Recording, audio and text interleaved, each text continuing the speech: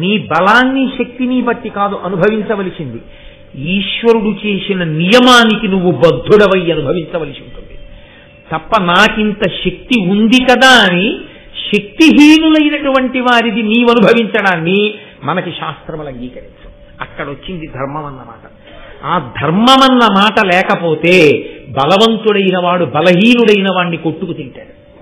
అందుకే ఈ ధర్మము అన్న మాట సనాతన ధర్మంలో ఎంత దూరం వరకు వెళ్ళిపోయిందో తెలుసా అండి. యుద్ధ భూమి అని ఒక భూమి, ఇంట్లో అగ్నిశాల అని ఒక గది, అక్కడికి తీసుకెళ్లి అగ్నిహోత్రాలని పెట్టుకుంటారు. పూజ గది ఒక గది, పడక గది ఒక గది. మీ ఇంట్లో మీరు విభాగం చేసుకున్నట్టే యుద్ధం చెయ్యవలసి వస్తే ఈ దేశంలో యుద్ధ భూమి అని వేరొక భూమిని నిర్ణయం చేశారు. అక్కడికెళ్ళి యుద్ధం చేసేవారు. యుద్ధ భూమి ఎక్కడ ఉండాలి? నగరం మధ్యలో ఉండేటటువంటి క్రీడా మైదానాన్ని తీసుకొచ్చి యుద్ధ భూమిగా వాడరు.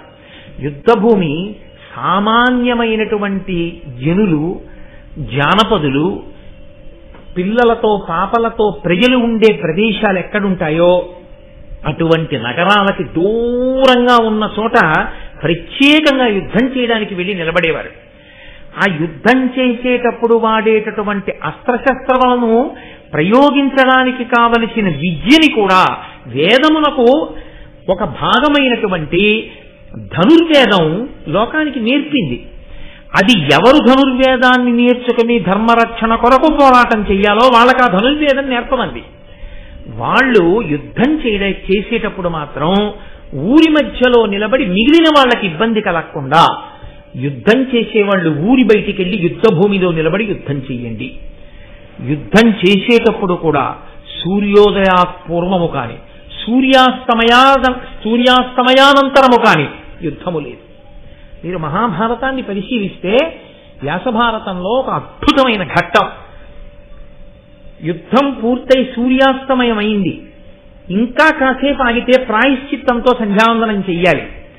భీష్మాచార్యుల వంటి మహాపురుషులు సూర్యాస్తమయమై రథం ఇలా కిందకి దిగగాని ఇంటికి వెళ్లి స్నానం చేసి సంధ్యావందనం చెయ్యడానికి కూర్చుని అర్ఘ్యప్రదానం చేస్తే ప్రాయశ్చిత్తంతో చెయ్యవలసి వస్తుంది. కనుక స్నానం చెయ్యకపోయినా పంచభూత స్నానం మనకుంది, శాస్త్రం అంగీకరించింది.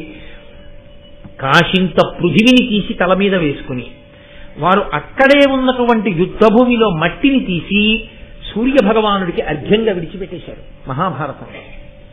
అంటే నీ విహిత కర్మాచరణం నువ్వు చెయ్యవలసి వస్తే ఆ సమయంలో నువ్వు స్నానం చేసిలేవన్న బెంగ కూడా నీకు లేకుండా శాస్త్రం చూసింది.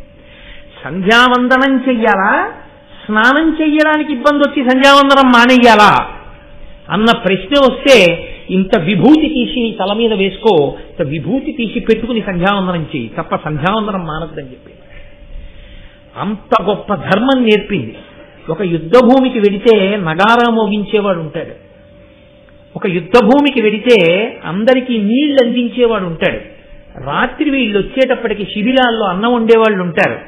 వాళ్ళ జోలికి వెళ్లి వాళ్ళని చంపకూడదు, పారిపోయేవాడిని చంపకూడదు, ధనస్సు విరిగి ఇంకో ధనస్సు పట్టుకుంటున్న వాడిని చంపకూడదు, విన్నిచ్చిన వాడిని చంపకూడదు, చుట్టూ నిలబడి అందరూ కలిసి ఒక్కడిని చంపకూడదు, యుద్ధం చెయ్యకుండా పరాకుగా ఉండి యుద్ధానికి విముఖుడై ఉన్నవాడి మీద బాణం వేసి చంపకూడదు, యుద్ధానికి తాను సిద్ధపడి ఎదురొడ్డి నిలబడిన వాడిని మాత్రమే చంపాలి.